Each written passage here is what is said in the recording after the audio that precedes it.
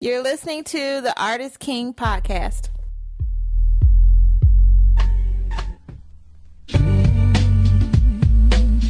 Welcome to the Artist King podcast, number 30. I am your host, DTM. Atlanta is home to a massive amount of insanely creative artists, and we have to include Marcus Miles Davis to that list. The Atlanta-based POP-Surrealist, who goes by the name of Miles Davis, have left his mark high and low. He can't help it. I've been to his home, and every room in his house is filled with canvas. Every bookshelf in his studio is filled with black books full of painting ideas. Miles moves across mediums easily, and we took a moment to talk to him early this year. Check him out online. You know the deal. Facebook, Twitter, and Instagram. Tell him Artist King sent you. League of Art Entrepreneurs is a business program focused on copyrights, trademarks, business planning, and contracts needed in the life of an art entrepreneur. Artists receive one-on-one advice and guidance from art intellectual property attorney Deborah Gonzalez, Esquire, and facilitated by Aisha and Daniel Flores. LAE is an Artist King program open to 12 artists at a time, once a year for 6 months. Applications to the program will open soon. Contact DTM at artistking.org to express interest and for more information. Artist King Podcast is sponsored by the law offices of Deborah Gonzalez, Atlanta Tech Village, C4 Atlanta, WonderRoot, BurnAway, RevolveSkate.com, Velocity Screenprint, Lucom.com, and Denominator Graphics. Now on to our artist interview with Miles Davis.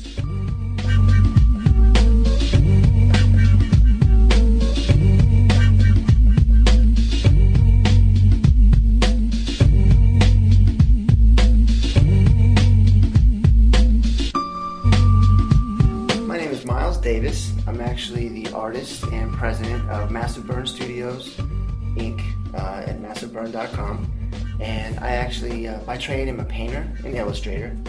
Do a lot of creative concept designs of characters, where I kind of got my start in high school. I just really enjoyed comic books and video games and built from there. And since college, I have really curved into fine arts painting on canvas. Have completed or worked on a couple of small murals. Just completed a mural literally, 2 nights ago, I think. So, Where was the mural at? The mural is going to be at a marketing firm named Veritas that are, where are they located? Over by the Bone Garden Mexican restaurant here in Atlanta? Off Chattahoochee, yeah. So how long you been painting? I've been painting since I started about 5 years old, actually. So, I mean, I got my start kind of tracing comic books, if you can believe that. I was a big fan of Calvin and Hobbes, big fan of Spider-Man and Wolverine.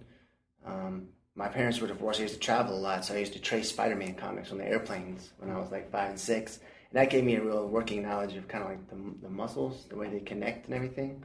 Because Spider-Man doesn't have hair or anything, so, it's just like a head and all that stuff. And then from that, it just grew. I just never stopped, really. It was always a hobby. And the more you do something, the better you get, I suppose. So how long you been painting now? I was 5. I'm 35 now, so, 30 years. 3 decades! Wow. Surprised I don't have more gray hair. And when you did that mural, what did you use to paint it? The most recent one? Uh-huh. Oh, well, actually, most of the murals I worked on, I use acrylic paint, just, basics acrylics, because they're a little bit cheaper. They tend to go pretty well on eggshell sheen on the walls. So the big spaces on murals, you usually want to go to like a paint store and get eggshell sheen. Has a nice consistency to it that you can actually put on the wall for big spaces and then turn around. And then I did some spray paint accents. So 30 years of painting gives you the experience to do some big artworks now. Oh yeah, it comes down to people, really. I mean, I'm a big believer in putting yourself out there and you take chances. Like, I used to sell stuff in high school, just sketches. Friends were like, oh man, that's cool. I'd give some away, and also more people wanted it for free, and I couldn't keep up. So I was going to start paying me. I was like, $50. Give me your lunch money if you want my sketch. So yeah, from that point, I realized I could start making a little bit of money. So how did that thought about money come into play? At what point and why did you think that? That's a good question. I actually started taking myself seriously as a painter and an artist as a real career, ironically, after college. Well, I went to Auburn University, is where I got my art degree from, in fine art studio painting. And I looked at SCAD and some other places, but the debt I'd be in for that kind of training afterwards, just to be a fine arts painter, which is what I wanted to do, just wasn't conducive to the debt I'd be in when I got out. So I went to Auburn, but it's, I don't know, just... I started taking myself seriously after college. In college, I kind of goofed off and had a good time. Still built my portfolio because I never stopped painting, but I didn't have like a focus about where I wanted to go really. And because Auburn was close to Atlanta, I ended up coming to Atlanta. When I got to Atlanta, I needed to eat, and I got tired of ramen noodles.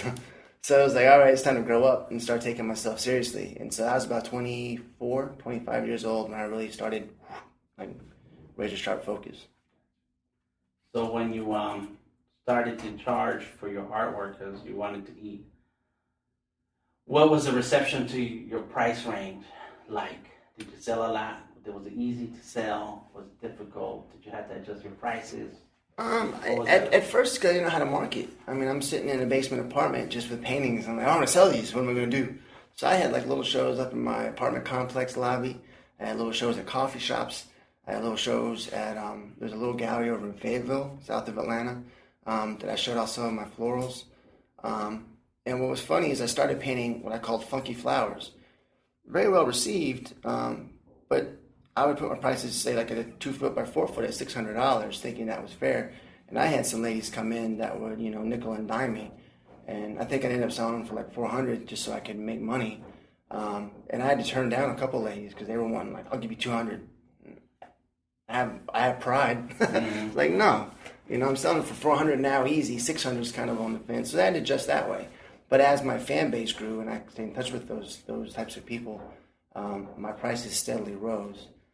It's much easier to up your prices, and it's much harder to bring them back down because it takes away your credibility. So I'm always very cautious about raising my prices. The 2 foot by 4 foots now usually run anywhere from $1,000 to $1,500 for one. That's usually the average. And then if I do commissions, I charge more, and I charge by the square inch. So if I wanted something that was large but very little detail, the square inch still applies? Mm-hmm. That it does. That it does. The complexity of the piece, I usually fluctuate my square inch prices anywhere, at this time anyway, from anywhere like $1 to $1.50 a square inch. And I usually get about half up front. If it's a really large project, I'll take a third up front. But typically I try to get a 50% deposit just so I can go buy the canvas and buy any supplies that I might need to execute the project. So it sounds like you're a pro. And I try. So how'd you get to that point? Like how did you first price your work? How did you know your price, your artwork shouldn't be no less than $100? When I first started, well, I noticed that when I was pricing it too low, that's when you really know you're pricing your work too low, is when you sell everything out of a coffee shop. I built like 5 or 6 pieces up at Auburn at a coffee shop, put $100 price tag on all of them, and they were on Archie's paper, watercolor paper, and they were unframed, but I put $100 on all of them, and all of them sold. Everything else just off the wall, and which I thought was great. But I was like, man, I was like, I should optimize some of this, So I started trying to inch it up a little bit at that point. And then, quite honestly, when I moved to Atlanta, I was extremely lucky to meet my wife, who's off camera over here, Marissa, who we're now married. So I'm taken. But shaking your head. But she's very good at business, and she's very good with graphic design and web design. So I was very fortunate to come across somebody and connect with somebody that believed in me, but was also creative and could help grow what has now become our business. It's not just my business anymore. So it's nice to have that support system, and it's a real blessing that should be cherished. And she's really helped curb my my business acumen, my artistry, and my price points. So it's a process. It does happen. Oh no, it's definitely, it's always a process. It's a process now. I mean, you're always adjusting depending on your client's needs. What they want. If you're having your own solo show, you got to think about where you're showing, the level of work, the size of the work, all that stuff comes into play. I mean, it's like a big equalizer that you have to try to find some balance with. So when you sold those pieces that were $100, what was on those pieces, and did it click in your head that the people are looking for this type of artwork? Kinda. I think that I hadn't developed my style to where it is now at that point, and I think that's always a curve too. But there was definitely some hints of where my artwork could go, and in retrospect, I can say those pieces were relatively successful, relatively minimal, but they had a lot of texture to them, and they were figurative pieces. But yeah, I mean, as far as But I what definitely was in had them? something. So what was in them? What were Well, you there's painting? one. There was one that I played with varnish, and it had this like diagonal varnish, and there was a woman in a little skirt, and I did like these flowery colors, like blues and pinks and like lime greens, and they were just like splatters, like somebody got a paintball gun, and it was like that all over the canvas, and then like I went in and did like the highlights on the side of her, and then the varnish was kind of trickling down, and I forgot what I called it. I think it was like spring rainstorm or dancing in the rain or something like that, and What made you want to paint that? I get a lot of my inspiration just looking through either like sketchbooks, other people's artist books, and like, well, that's a cool concept. You know, how would I develop that concept in my own mind if I was to do it? You know, TV shows, comic books, obviously I mentioned earlier, Saturday morning cartoons, and my aesthetic has always been trying to meld those influences with a fine arts flair. I had a lot of resistance to that in the fine arts school because of all the modern art and like from Cuba, from basically 1900 on. You know, that's kind of curbed a lot of people's intellectual ideas about what fine art could be. And I had a real aversion to that because that's not what popular culture was to me at all. And I thought art should comment on that. So I borrowed those aesthetics. And I definitely had some of that in there. And that's what you focus on now? Right. But that particular piece, if I recall, it was just a sketch I had in one of my sketchbooks. And I mean, it was a very simple, like almost like a line drawing for one of my figure drawing classes. I was like, oh, that's cool. That's kick ass. Let me see what I can do with that. And so that's what I did. So what are your ideal type of commissions? I like commissions, almost any type.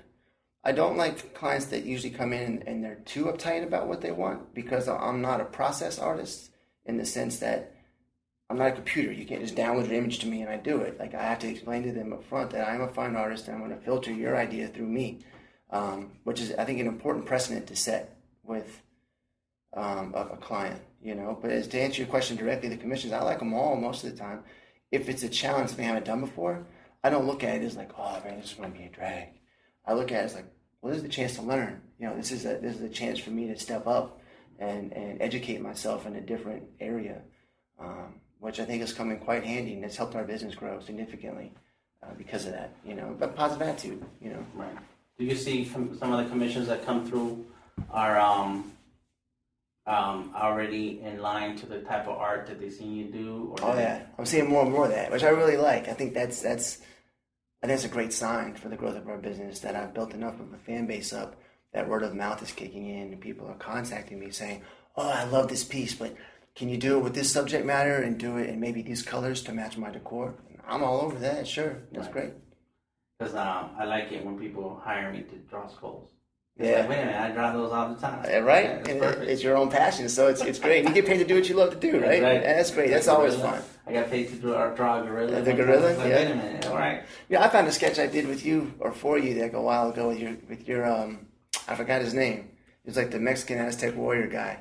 And he had this gun out and they had these skulls like coming off this little stake he had and everything too. I thought about you the other day because I was going through my portfolios at the studio Okay. and came across it. Yes, that's my favorite stuff. So, what are the steps that you've taken to make your career, take your career to the professional level? I know you say your wife helps you, and with the business, but what things have you done in order to prepare yourself for any professional situation as an artist? There's a number of things, and I think the most important one that's helped so far is not being shy about what I do. Like telling strangers at a bar, I'm getting drinks and we start a conversation. Having materials that I can refer them to, whether it be a business card or a website. I also feel that just because you meet somebody, if you think it's going to work, you know, give it a chance. If it's a good relationship, maintain that relationship. You know, I think that's a very important aspect of it. I mean, ultimately, I think as far as business is concerned, I think a lot of it comes down to it's relationships. It's relationships. And I'm a big proponent of do what you love to do, but know the business you're in. Like study how people. I mean, I didn't just come up with, oh, let's charge my work by a square inch on canvases for commissions, right? that was something that I learned by research in the art world, in the art business. Okay. So I made it a point to educate myself